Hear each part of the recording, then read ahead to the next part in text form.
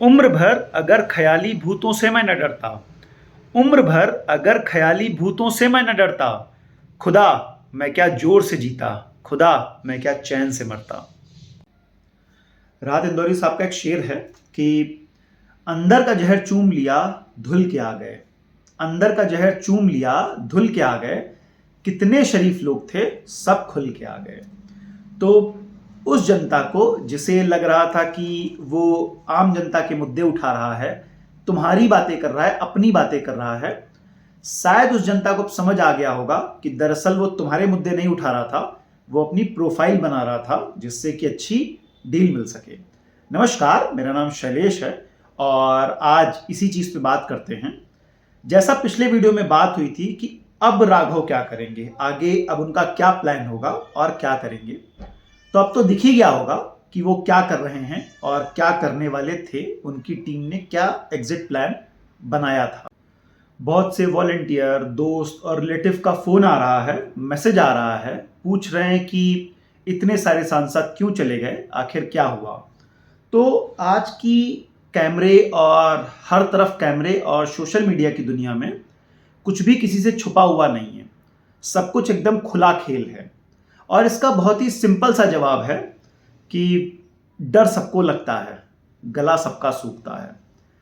मैं एक एक करके नाम पढ़ देता हूं और आपको बता देता हूं कि वो कहां डरे।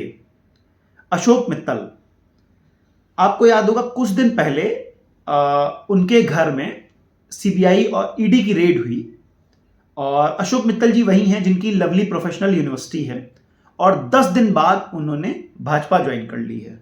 अब उनके ऊपर कोई भी करप्शन नहीं होगा, पहले था या नहीं था पता नहीं, ईडी की रेड हुई, अब उन्होंने भाजपा ज्वाइन कर ली।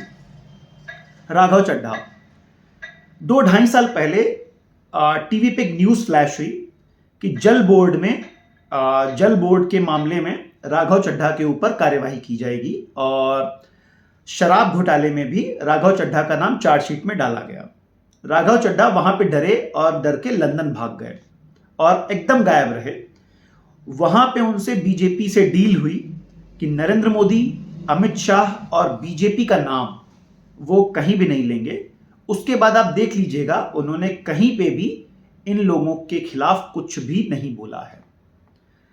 स्वाति मालीवाल दिल्ली महिला आयोग की चेयरपर्सन रही और उसी समय पे जब आम आदमी पार्टी को खत्म करने की कोशिश की जा रही थी, स्वाति मालीवाल अमेरिका गई थी।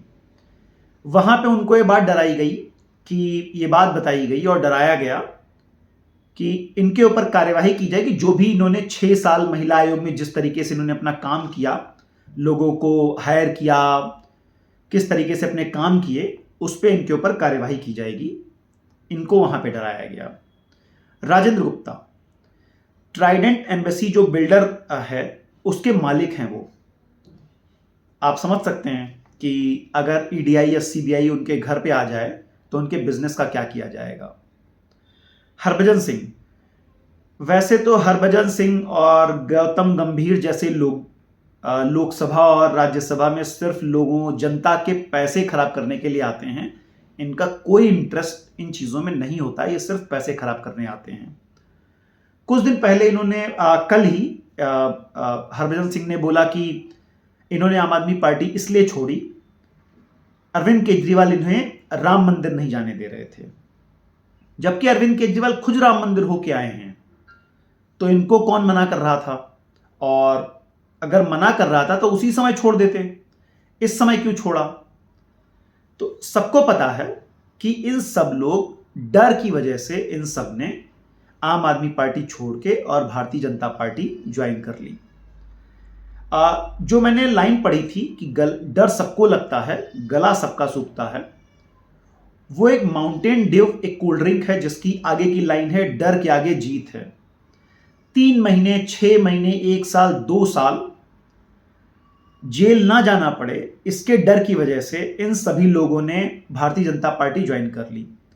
आम आदमी पार्टी में ये सभी लोग पहली पंक्ति के नेता थे। भारतीय जनता पार्टी में किस लाइन में बैठेंगे ये तो खुद ही बता सकते हैं। 7वीं, 8वीं, 10वीं, 15वीं किस लाइन में बैठेंगे वो तो उनको खुद से डिसाइड करना होगा और खुद उन्हें पता चल जाएगा कुछ दिनों में। कुछ लोग और भी हैं जिनके ऊपर ये लाइन सटीक बैठती है कि डर के आगे जीत है। जो लोग जेल में रह के आए और फिर भी उन्होंने अपनी आइडियोलॉजी से, अपने वैल्यू से समझौता नहीं किया, जैसे मनीष सिसोदिया, संजय सिंह, सत्येंद्र जैन, विजय नायर, इन सभी, अरविंद केजरीवाल, इन सभी लोगों ने अपनी आइडियोलॉजी से समझौता नहीं किया।